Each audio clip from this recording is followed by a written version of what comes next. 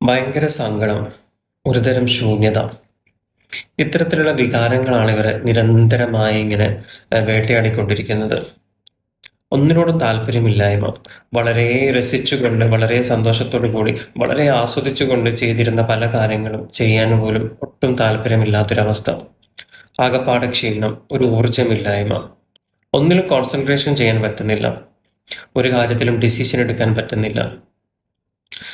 ആഹാരത്തിലാണെങ്കിൽ ഒട്ടും താല്പര്യമില്ല, അല്ലെങ്കിൽ വാരി വലിച്ച് കഴിച്ചുകൊണ്ടിരിക്കുന്നു.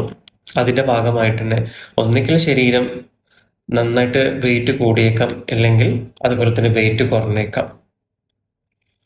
ഇങ്ങനെയൊക്കെയുള്ളൊരു അവസ്ഥകൾ. അതുപോലെ തന്നെ എപ്പോൾ നോക്കിക്കഴിഞ്ഞാലും മരണത്തെക്കുറിച്ചും ആത്മഹത്യയെക്കുറിച്ചുമൊക്കെ ആലോചിച്ചു കൊണ്ടിരിക്കുന്നു.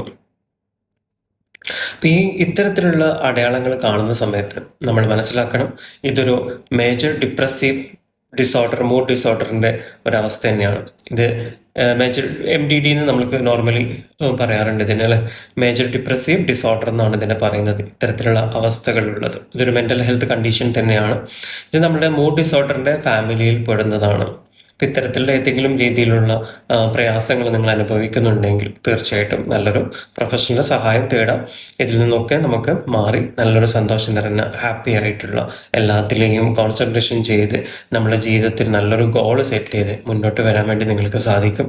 മനോഹരമായ ജീവിതം നിങ്ങൾക്കുണ്ടെങ്കിൽ മാത്രമേ മറ്റുള്ളവരുടെ ജീവിതവും നിങ്ങൾക്ക് മനോഹരമാക്കി തീർക്കാൻ വേണ്ടി സാധിക്കുകയുള്ളൂ.